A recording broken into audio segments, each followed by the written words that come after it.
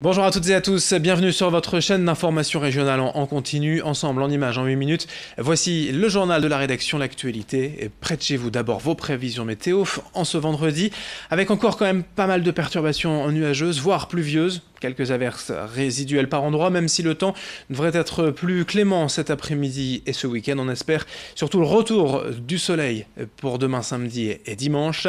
Des températures de saison aujourd'hui, 17 degrés à Dunkerque, 18 à Boulogne et à Calais, 20 degrés à Saint-Omer, 23 degrés à Lille. Ce week-end, on espère un temps plutôt ensoleillé. On fera le point bien évidemment sur les prévisions météo complètes juste après ce journal.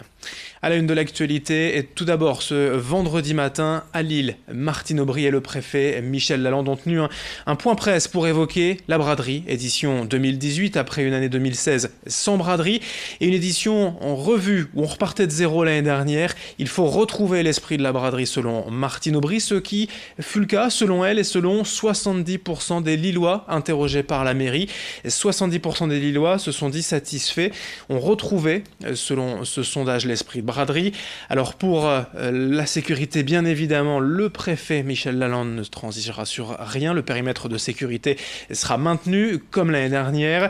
Il y aura bien évidemment ces blocs de béton prévus un peu partout et plusieurs points d'accès, d'entrée et de sortie.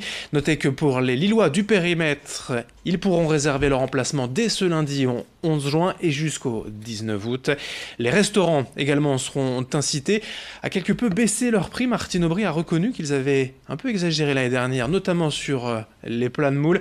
Martine Aubry qui veut que les restos également renforcent ces tas de moules que l'on a connus ces dernières années. Bref, retrouver l'esprit de la braderie. Je vous propose de l'écouter tout de suite, la maire de Lille. C'était ce vendredi matin au micro de Xavier Silly. La sécurité, je crois que maintenant on est convaincu que c'est une nécessité et malheureusement je pense que ça le sera pendant des années. Mais il n'y a pas que la sécurité qui a été un changement. Il y a eu aussi le fait de retrouver l'esprit braderie. C'est-à-dire qu'on n'a pas souhaité qu'au-delà des antiquaires et des brocanteurs, il y ait autre personne que les commerçants et les Lillois qui viennent effectivement dans la braderie. Nous n'avons pas souhaité qu'il y ait des ventes de produits neufs, des ventes alimentaires de toute nature. La rue Gambetta, on était très gênés parce qu'on pense qu'il y a beaucoup de gens qui voulaient faire la braderie, il y a beaucoup de commerçants.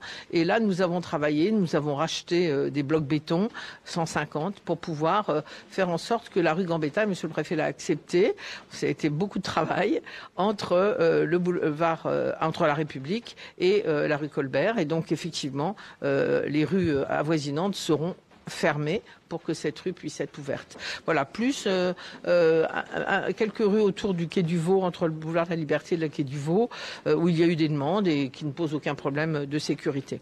Voilà, donc je crois que ça sera une belle braderie. Sûr, parce qu'il faut que les gens viennent tranquillement, mais surtout avec l'esprit braderie, ce qui est aujourd'hui très important. À noter également que la braderie des enfants sera reconduite et même doublée cette année pour l'édition 2018. Et je vous rappelle les inscriptions pour les emplacements dans le périmètre, d'abord pour les Lillois, dès ce lundi 11 juin auprès de la mairie. L'actualité également de ce vendredi, c'est le 14e épisode de grève à la SNCF. Aujourd'hui encore, les cheminots maintiennent la pression contre le projet de réforme ferroviaire. C'est la 28e journée de perturbation déjà depuis début avril. Hier matin, l'intersyndicale s'était donné rendez-vous devant le siège régional de la SNCF, puis les cheminots ont manifesté en cortège dans les rues de Lille. Ils assurent que leur mobilisation ne faiblit pas malgré les chiffres de la direction qui tentent à prouver le contraire. Eux semblent plus déterminés que jamais et ce n'est pas le vote actuellement au Sénat qui va les démotiver. Pour les prévisions de trafic aujourd'hui dans la région, la SNCF annonce 3 TER sur 10, quasiment pas de perturbations pour les TGV, une centaine de bus mis en place pour les routes pour compenser et toutes les infos en temps réel comme d'habitude sur Internet. L'actualité sociale à présent donc avec la fermeture de 54 magasins Carrefour Contact dans la région. Le groupe a officialisé l'annonce il y a quelques jours, mais pour les salariés, la menace planait depuis plusieurs semaines. En compensation, la direction s'est engagée à payer des congés de reclassement en plus des indemnités légales. Les employés les plus anciens vont ainsi bénéficier de 36 mois pour effectuer des formations ou changer de secteur d'activité ou trouver tout autre chose. On enchaîne dans cette édition. L'an prochain, dans la région, en France, même plus largement, les pharmaciens auront désormais la possibilité de vacciner leurs clients contre la grippe. Une pratique encadrée sous certaines conditions, mais censée améliorer la diffusion du vaccin. Explication avec Vincent Vieillard qui nous a rejoint en plateau. La pratique était limitée aux régions Auvergne-Rhône-Alpes et Nouvelle-Aquitaine. Les Hauts-de-France vont devenir la 3e région française où les quelques 2000 pharmaciens de son territoire vont pouvoir vacciner certains patients contre la grippe, et ce dès la prochaine campagne de vaccination qui commencera au mois de septembre.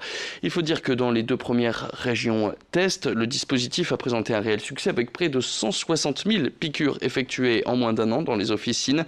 La ministre de la Santé, Agnès Buzyn, a accepté d'étendre ce dispositif avant qu'il ne soit appliqué dans la France entière, et ce dès 2019.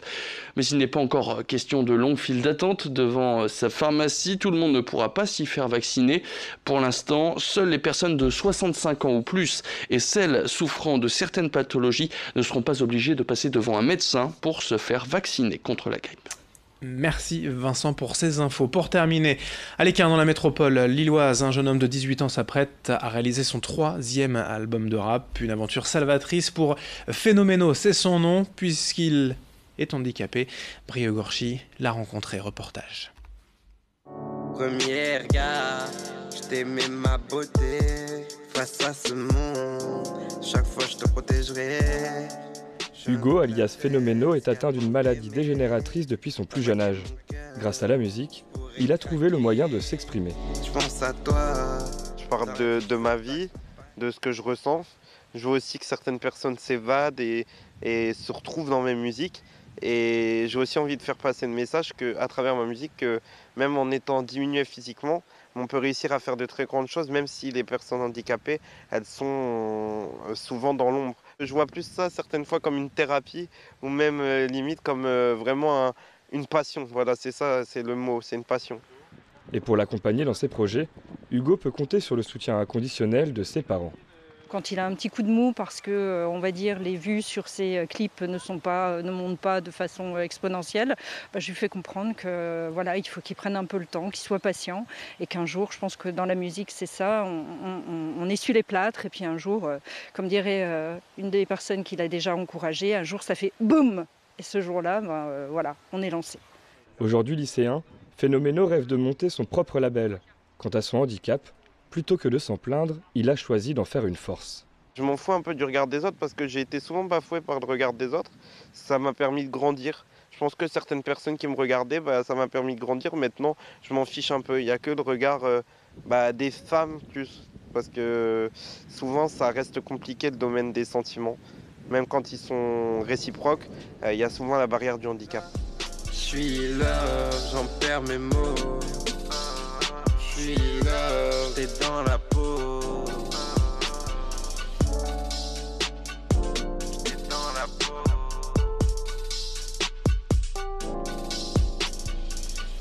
Fin de cette édition régionale. Merci à vous de l'avoir suivi. Dans un instant, la suite du programme.